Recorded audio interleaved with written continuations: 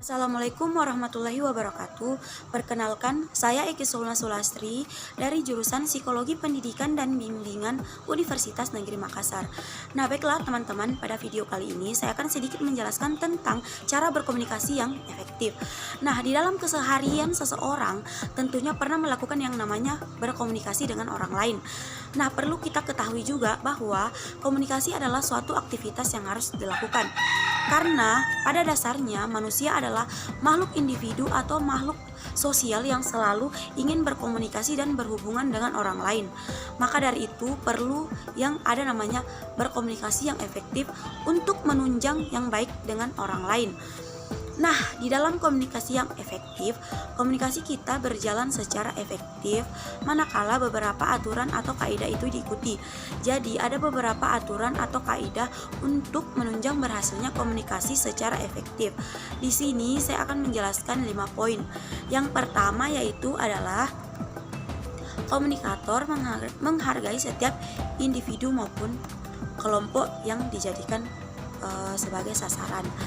Di sini hal ini mensyaratkan bahwa seseorang yang melakukan komunikasi bisa menyempatkan diri, tidak menganggap dirinya yang paling tahu. Contohnya pada saat saya diundang untuk sebagai pemateri dalam sebuah diskusi kelompok.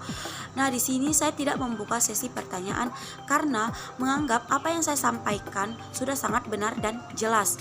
Nah, di sini akhirnya tidak terjalin komunikasi yang efektif di dalamnya. Nah, yang kedua yaitu komunikator harus mampu menempatkan diri pada situasi atau kondisi yang dihadapi orang lain. Setiap orang yang melakukan komunikasi harus mampu mendengar masukan dengan sikap positif. Nah, hal ini sangat sulit dilakukan apabila orang tersebut tidak mau dikritik. Menerima kritik memang tidak mudah, tapi menerima apapun masukan dengan sikap yang baik akan membawa pengaruh positif ke orang tersebut itu pula. Akhirnya terjadi sebuah komunikasi yang baik apabila kita siap menerima kritikan dari orang lain. Nah, hal itulah yang menjadi penunjang terjadinya sebuah komunikasi yang efektif. Kemudian yang ketiga adalah pesan diterima oleh si penerima pesan dan dapat didengarkan dengan baik. Artinya pula hal ini berkaitan dengan media yang digunakan. Seringkali orang melakukan komunikasi individu maupun kelompok, tapi pesannya itu tidak dipahami oleh si penerima karena media atau alat yang digunakan itu tidak mendukung. Jadi terus kita lanjut ke yang keempat, yaitu kejelasan pesan sehingga tidak menimbulkan multi interpretasi. Nah, artinya bagian ini berkaitan dengan kejelasan isi pesan itu sendiri. Misalnya pada saat apabila si pemberi pesan memberi istilah-istilah yang sulit dipahami oleh si penerima pesan, akhirnya umpan balik atau feedback juga tidak akan muncul atau tidak akan terwujud seperti yang kita inginkan.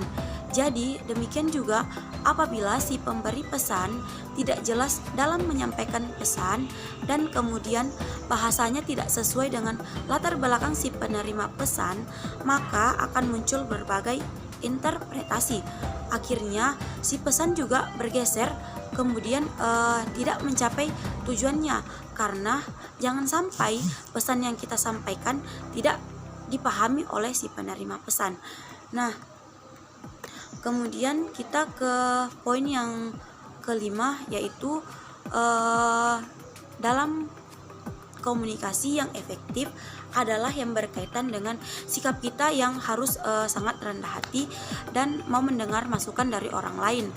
Nah, di sini saya rasa sangat penting kita miliki oleh setiap orang, karena hal ini berkaitan dengan karakter dan sikap individu masing-masing, baik pemberi maupun si penerima pesan itu sendiri. Nah, di sini termasuk pun di dalamnya sikap dan sifat ini ada, yaitu adanya kerelaan kita dan kerendahan hati kita dalam menerima masukan dan kritikan terhadap apa yang kita sampaikan, agar komunikasi yang efektif itu dapat terjalin dengan baik dan efektif. Nah, di sini kerelaan dan kerendahan hati menghargai dan mendengarkan orang lain sangat penting. Ini memang sangat perlu dilakukan karena bisa terjalin komunikasi yang efektif pula. Nah, mungkin hanya itu yang dapat saya sampaikan. Lebih dan kurangnya mohon dimaafkan. Saya akhiri dengan wabillahi taufiq wal hidayah. Wassalamualaikum warahmatullahi wabarakatuh.